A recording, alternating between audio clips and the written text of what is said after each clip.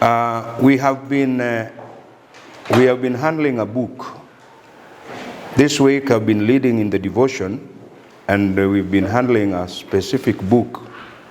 And therefore, even our devotion today is a continuation of what we have been doing. And I therefore invite members of the executive committee to join us to study the book that we've been studying. We've been studying the book of Numbers, which is part of the 5 books of the Pentateuch. Today is the 4th day of our presentation. And one thing that I want us to remember, and I will keep on mentioning every time I stand to teach or to take you through this book, is that the main theme in this book, just like in other books, is all about the relationship between God and his people. We know that God made a covenant with Abraham, and they promised him of very good things. And one thing that is also very clear is that God promised his children who were in the land of Egypt a land where they were going to be, and we call that land a promised land.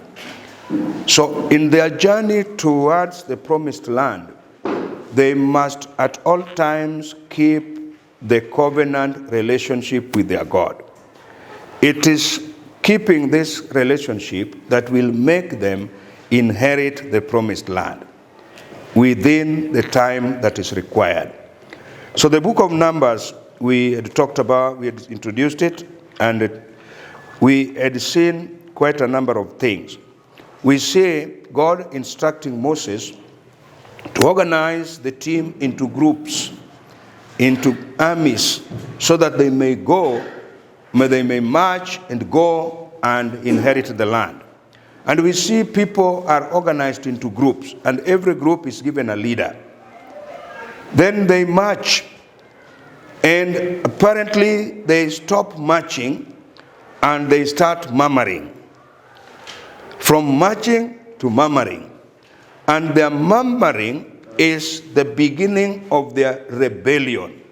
By the way, this book illustrates quite a number of rebellions which were made by the children of God towards their leaders and towards their God. So they stop marching as they were instructed by God, and they start murmuring.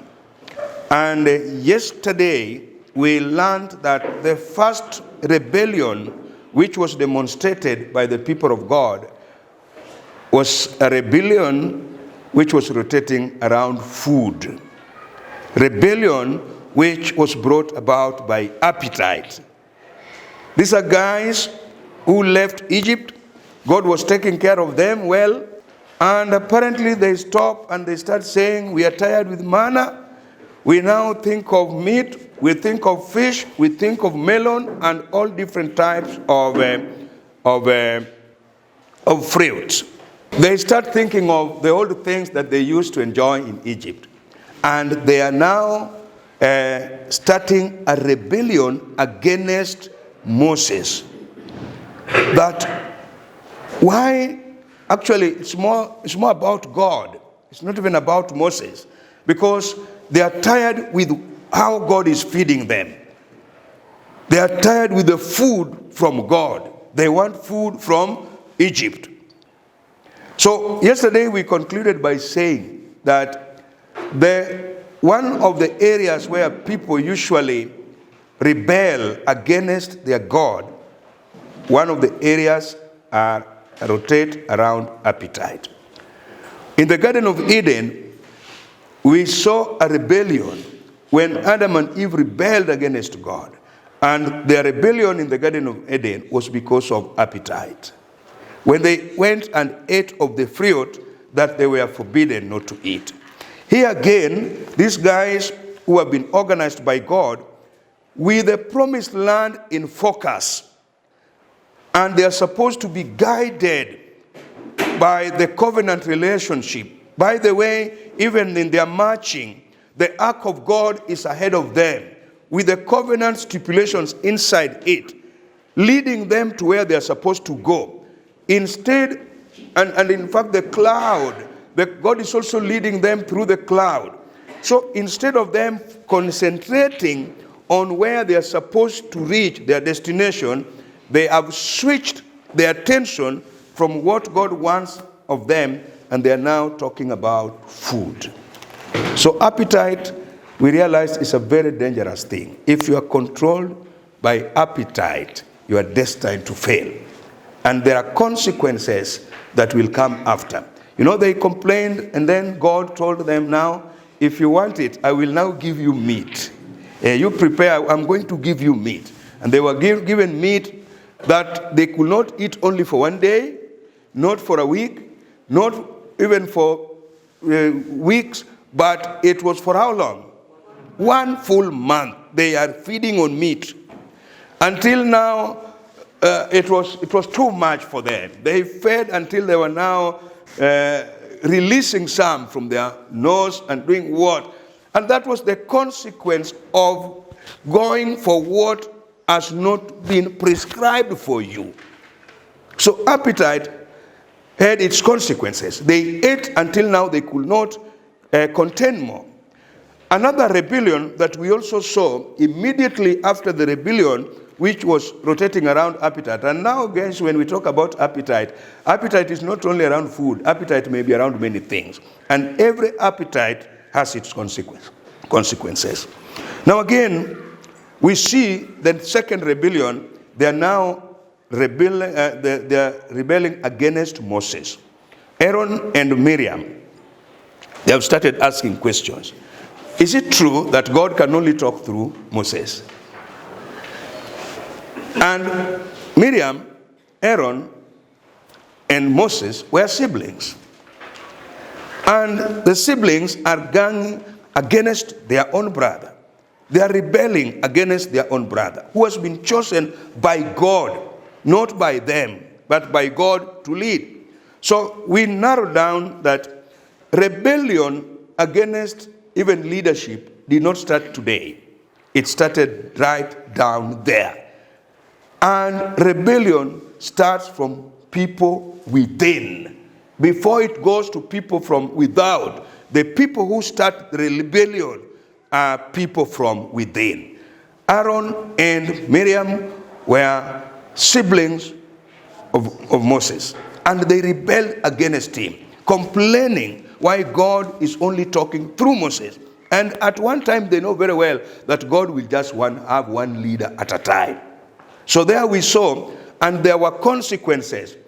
Miriam was attacked by leprosy as a result of his rebellion against Moses. Until Aaron started crying for forgiveness, going to Moses, Moses, please have mercy on me so that I don't suffer the consequences. That is the second rebellion we saw. And so we concluded yesterday that the instigators of the rebellions were punished or are punished because God's will is one people, one food, one leader. That was the God's will in that kind of journey. They had to be one. They were given a particular food which they were to eat. They were to only to feed from the food provided by God, not provided by any other person. God was the prescriber of their food, so it was that one food. And they were to move under one leader who is called who? Moses. So those who went against this, those who tried to cause division, who tried to bring other things because of their appetite, and who made a rebellion against Moses, all these met their consequences. So that we learned yesterday. Now today, in brief, because we will not go long, we are seeing the rebellion is getting into a climax. It started with food. It went to challenge the leadership. And now it is advancing. It is getting its climax. And the rebellion that we are now seeing, because that one we covered chapter 11 and chapter 12, the food thing is in chapter 11. The rebellion against Moses is in chapter 12. So chapter 13, which is our main focus today, is going to tell us how the rebellion is climaxing. It will keep on growing. And this is not the last rebellion we are going to meet in the book of Numbers. There are many. We'll keep on seeing them as we'll keep on studying this book.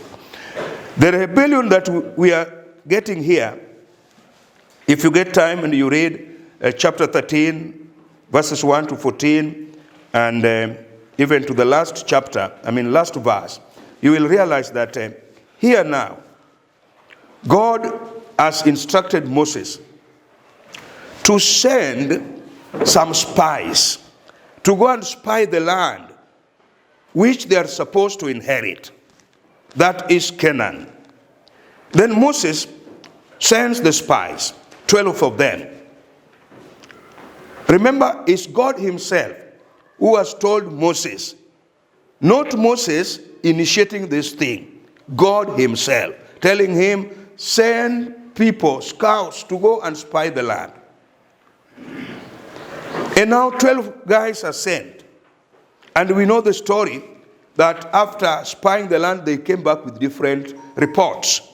But one thing they are agreeing in common, that they are accepting in common, is that the land of Canaan is a land flowing with milk and honey. That one, all of them, they agree.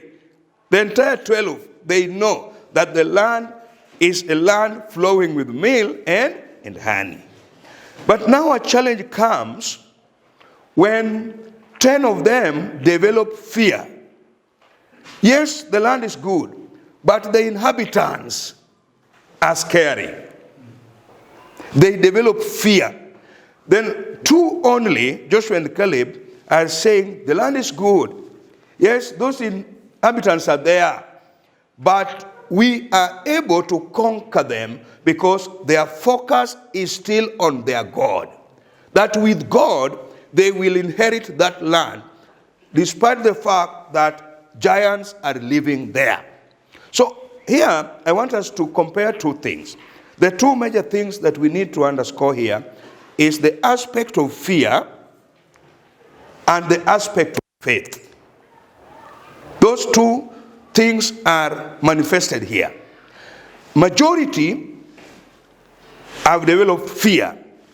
2 are still faithful. They have the faith. Majority have lost focus on God, and now they are being controlled by fear. 2 still focus on God, and they say by faith, and because we know our God, we are going to inherit the land. So, the clear lesson we are learning here is that fear can mislead.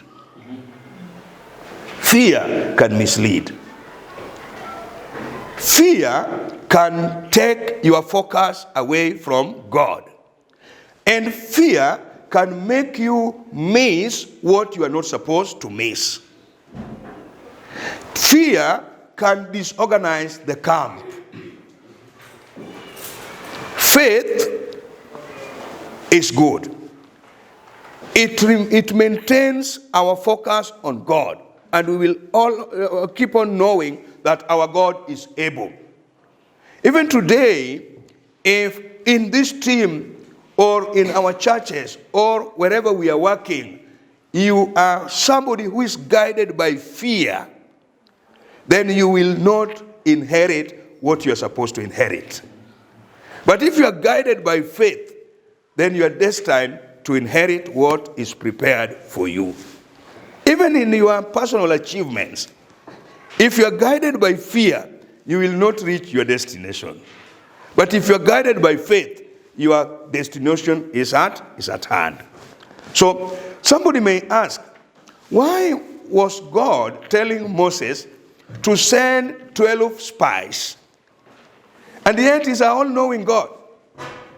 He could as well reveal to Moses and his team exactly what is in Canaan? Why must he tell Moses to send 12 spies? It was just a test of faith. Are they ready? Do they still have that relationship? Because if you still maintain a relationship with your God, fear will not have place. But if the relationship is broken, fear will rule. And another lesson that we need to learn here, that it will not be true that majority will give the right direction. Majority can also mislead. Because out of 12, 10 came back with the wrong information. Only 2 were courageous. So sometimes, as we talk about majority and democracy, sometimes democracy can mislead. Majority can mislead if they are not focused on God. If they are not in the relationship with God, majority can as well mislead. So, I want to say that when they brought back the 10, when they brought back the wrong report, that wrong report that they brought, that wrong report disorganized the camp. And remember, the original plan was God's plan. It's God who planned that they go and inherit Canaan, and the spies to go. So the plan is not Moses' plan. Moses is just an instrument that is being used. But these people did not respond to God's plan. The Lord said to Moses, send men to spy out the land of Canaan. So in chapter 13, the opposition is from the spies. The rebellion is now here from the spies. 10 of them are rebelling against what God himself said. They are rebelling against God. These are people who were chosen from each tribe. People were picked from each tribe. The 12 tribes of Israel. People were chosen. And I believe when they were choosing each from each clan, they chose the best. Yes. I believe they did not just do it haphazardly. They chose the best. But now the best who are chosen, you know, when you are in a team and you are saying, you now, you are going to represent us. You are going to represent us. We believe that you are giving your best. People who can come back with the correct report. The top cream of the team. But the top cream of the team, 10 of them came back rebelling against God's plan. They rebelled against God's plan. And that's what's majorly in chapter 13. In chapter 14, which is together with this, the spirit of mobility is from the entire now congregation. Negative response of the entire congregation. You know, when those 10 spies came back with wrong information, and the 2 spies came back with the right message, the entire congregation accepted the report from the wrong spies, but they rejected the report from the right spies. What spiritual lesson do you learn from that? And the entire congregation rebelled against God's plan because they decided to listen to wrong report instead of listening to the right report. The entire congregation went against God. The entire congregation is now indicated for faithlessness, not just selected individuals. No, the entire congregation. They did not listen to Joshua and Caleb, but they listened to the rest who gave a wrong report. You see how people get persuaded easily by wrong reports than the right reports. That's how people. This is the book of Numbers, chapter 13 and 14. This is the 4th day we are learning this book. It is not a devotion that was meant for today. Even if you were not here, I was going to preach it. Bwana asifiwe. But we are seeing people are easy to rely on wrong report than the correct report. And the entire congregation is swayed, rebelling against God. The Israelites' unbelief and rebelliousness reaches a climax as the people of the Exodus generation choose to believe the bad report of the spies instead of heeding the exhortation of Caleb and Joshua to trust in God for victory, and manifests itself in defiant disobedience to Yahweh as they refuse to enter the land, a defiance that incurs the wrath of God, which condemns them to having no part in the promised inheritance and to a life of wandering in the wilderness for 40 years until they all die. Now, this is the generation that came from Egypt. This is the generation that are recorded in the book of Exodus that is handed over to the book of Numbers. Because of their rebellion and listening to the wrong report, they are not going to step into the promised land. They are going to wander in the wilderness for 40 years until they all die. And a new generation is going to come up. In the course of our study, we will come to a place where now the new generation called the conquest generation is going to come on board. This is the generation that is going to inherit the land. And yesterday I said that these people, this first generation, all the wars that they fought, they did not win even one. And all of them died, minus reaching there, if we put aside the two good spies. The new generation that is coming on will come on board. All the wars that they fought, they won. And they reached the promised land. The main problem here is about rebellion. People need not to be controlled by appetite to rebel against the prescription of God, appetite of any nature. People need not to rebel against God. By the way, God describes Moses as the most humble person in the planet Earth.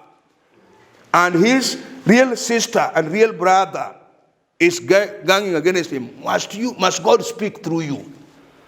Those ones were manifested. They suffered the consequences. Rebellion against the command of God and relying on the wrong report was manifested here. And it made this team is not going to see the promised land.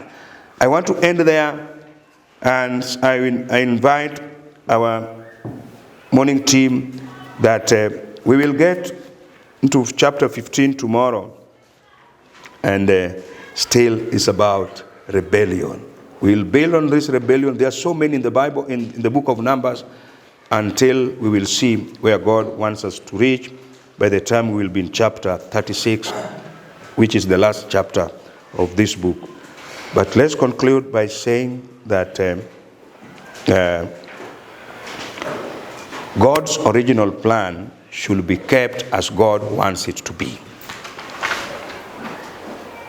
And never rely on wrong reports.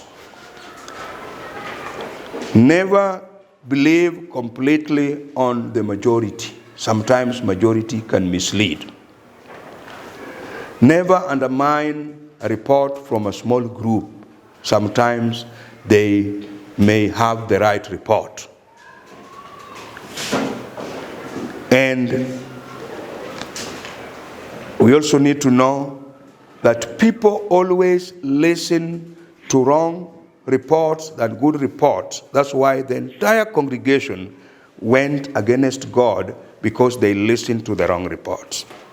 So wherever a report is given, be keen to know whether it is the God-given report or it is another report. And never be controlled by fear, but let's all be controlled by faith. Faith will make us reach our destination, but fear will make us die in the desert. May God bless you.